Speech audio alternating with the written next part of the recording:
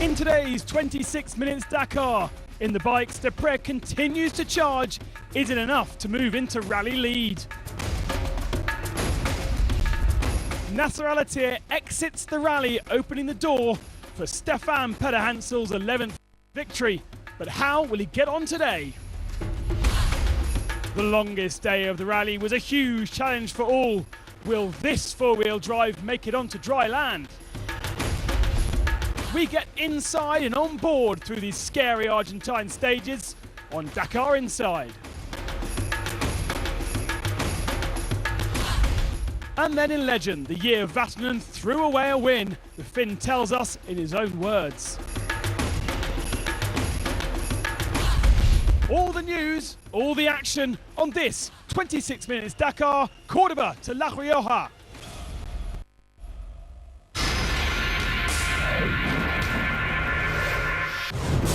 Previously in the bikes, for most of week one, Olivier Pain was in the lead of the rally, but on stage 9, 2 falls dropped him way back.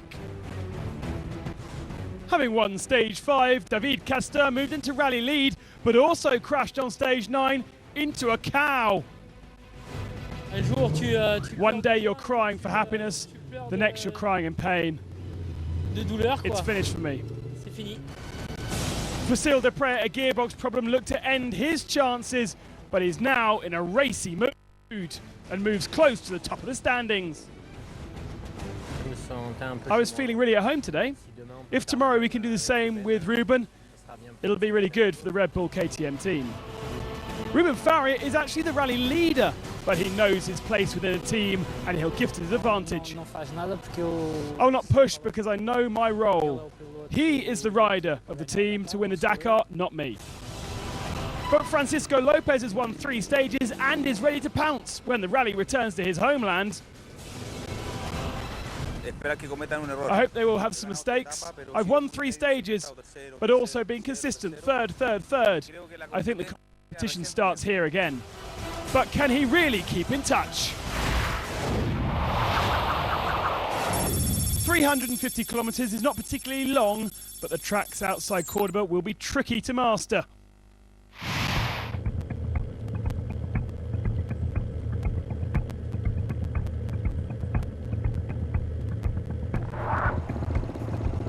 Cyril Depre headed off first on the road. There'd be no dust, and with little navigation, he could push hard.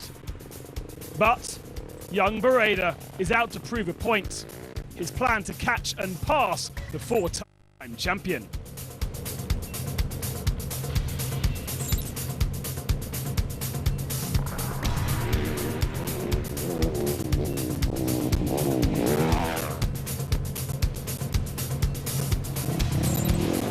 And that's what he did early on into the stage. The two were together, riding like the best of friends.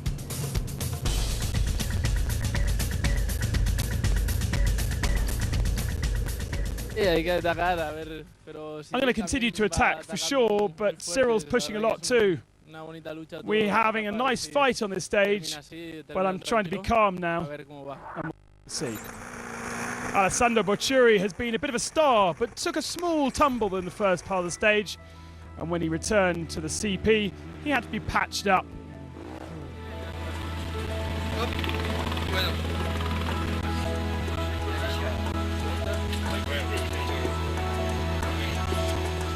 I crashed at kilometer 140, and it's a little bit painful, but not a problem.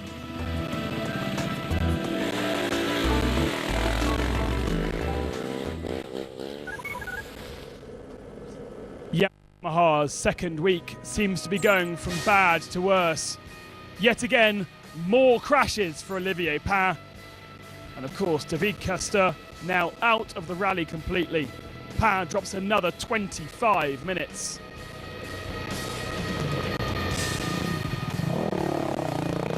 Chaleco Lopez was also in trouble.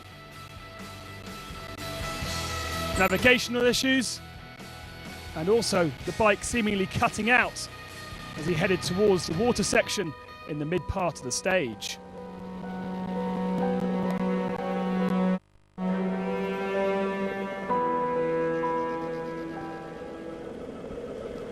Chaleco lost 10 minutes to Dupre. Ruben Farrier lost the rally lead.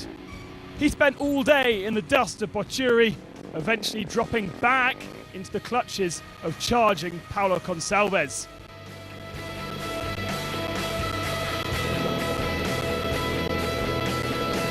The Portuguese rider was having one of those really good days. Apart from this, little off. When he's on fire, he flies. Beginning 7th on the road, the dust didn't put him off, and he finished 3rd on this day.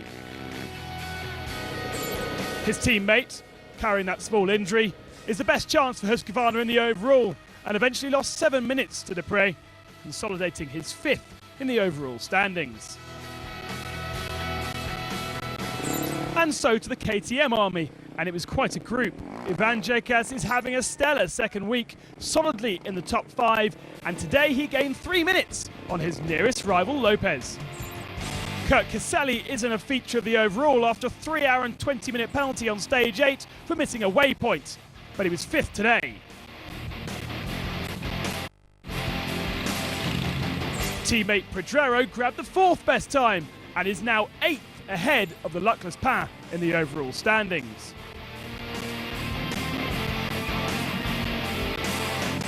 Back to the lead battle at the beginning of the day, Dupre knew he was likely to inherit the rally lead if he kept it safe. These tracks encouraging riders to push, so the pace was high. But Dupre ticked all the boxes, and he is now leading the rally. It was a high rhythm. It was more like cruising with an offshore boat, really. Joan Barredo is motivated, and he was behind me all morning, so I couldn't slow down. Indeed, Barredo carried on his attack, catching prey, but not passing the Frenchman. Every day, he loves riding with the 4-time champion, and if you look at the times, he's fast too. But the scars are showing after 1,000 kilometres over these fast WRC tracks. The sand will be welcome tomorrow. Barredo beating Dupre by 1 minute and 15 seconds. Gonçalves in 3rd position, Pedrero and Kurt Caselli rounding out the top 6 positions. Just one non-KTM in that group. Overall, Dupre leads Farrier by 1.5 minutes. Lopez is still there, though dropping down a little bit. Jekas 4th and Bocciuri in 5th, 24 down.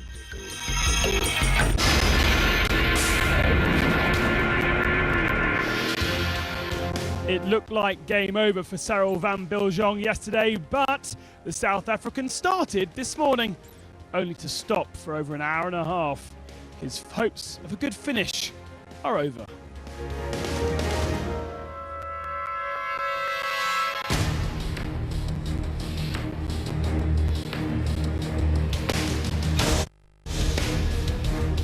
It was the best day for Thomas Maffei. Despite starting 16th on his Yamaha, today the Argentine finished 4th. Rafael Sonic was 3rd today, taking a slither of time out of Patronelli, and so now lies safely 3rd overall after Van Biljong's demise. Ignacio Caselli was 2nd, and Lucas Laskovic was the winner of the stage, his 3rd win, 2nd this year, as he continues to push back up through the order.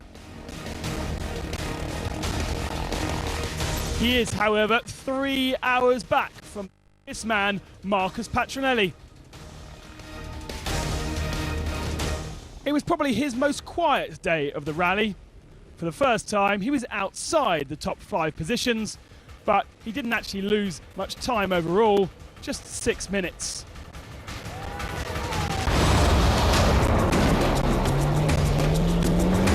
In the car section, local man Orlando Terranova firing on in his aging BMW X3. Could he take victory today?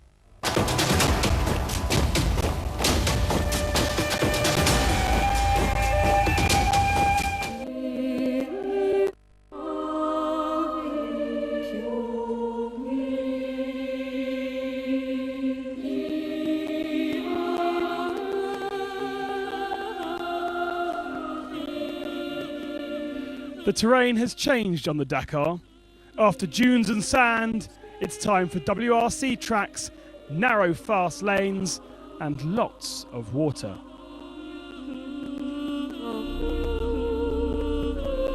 A river crossing made life very difficult for the bikers.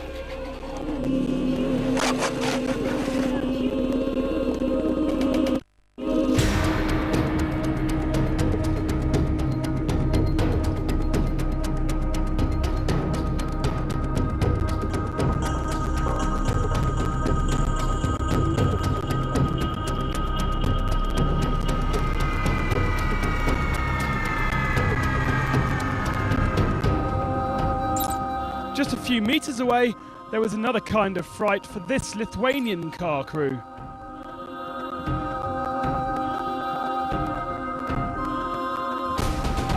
While they could count on the enthusiasm and help from the Argentinian people,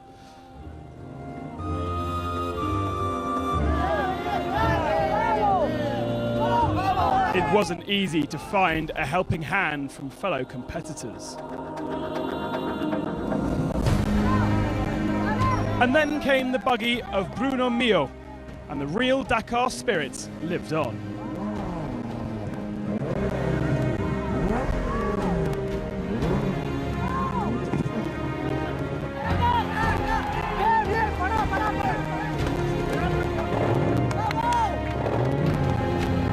The race would continue for Vanegas, but before there were some repairs to be made to the Oscar. You're happy that the public can help you? Absolutely. Absolutely. Still in the race? Yeah. We have to fight. And on went the journey of Benedictus and Saulas, the brave Lithuanians of the Dakar.